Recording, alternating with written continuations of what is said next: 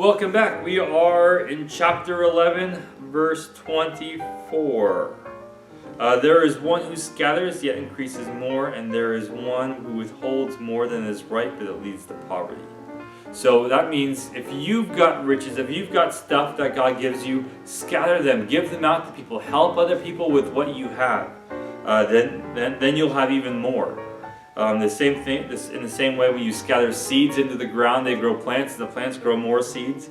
But alternatively, if you withhold your seeds, if you put them in a jar and put them in your shed, then you got the seeds all the time, but it doesn't lead to anything good. You're in poverty and nothing is coming from it because you've hoarded it. In the same way, if you've got riches and you've got these talents that God's given you, but you're keeping them all to yourself, you're not sharing them with the world, you're not making the world a better place with them, you're going to die in poverty. It's not going to help you at all.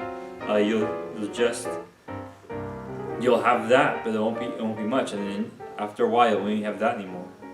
Verse 25 says, "The generous soul will be made rich, but he who waters will also be watered himself."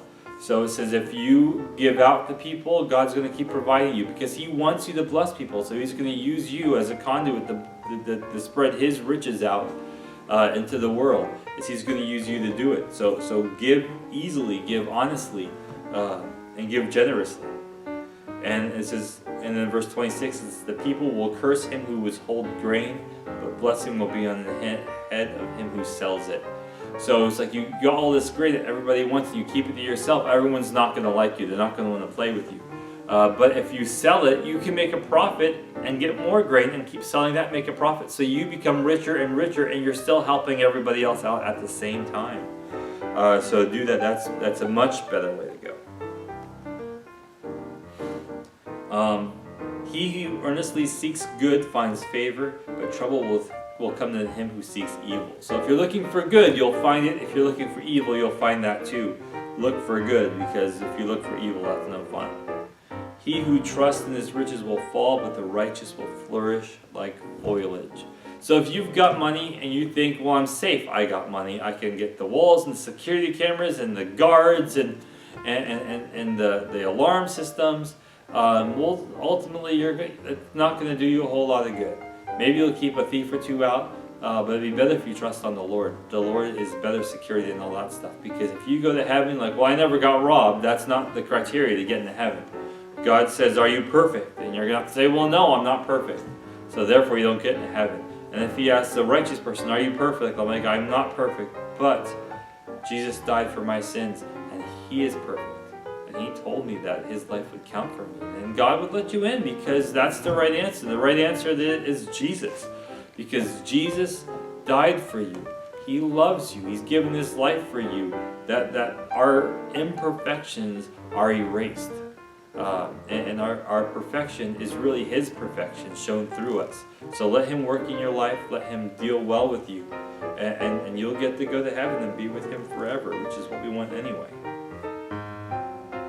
He who troubles his own house will inherit the wind, and the fool will be servant to the wise of heart. So if you trouble your own house, then no matter what happens outside, that's going to affect you, and you're going to have to deal with it. I mean, all the people who were foolish and how they were living when this coronavirus hit, it's like, well, all of a sudden they don't have jobs, they're stuck, they don't have money. And not everybody who is foolish has that, but the people who are wise have that savings account because it's wise to save money. And so even though we're in this harder time, we can still get by. So be wise and do what's right. And then when the stuff happens, you'll be better equipped to deal with it than not. And then the foolish people are going to be hired by the wise people because they'll need the jobs. Verse 30 says, "The fruit of the righteous is a tree of life, but he who wins souls is wise." If you can do anything, win souls for Jesus Christ, because that is the best thing to do with your riches.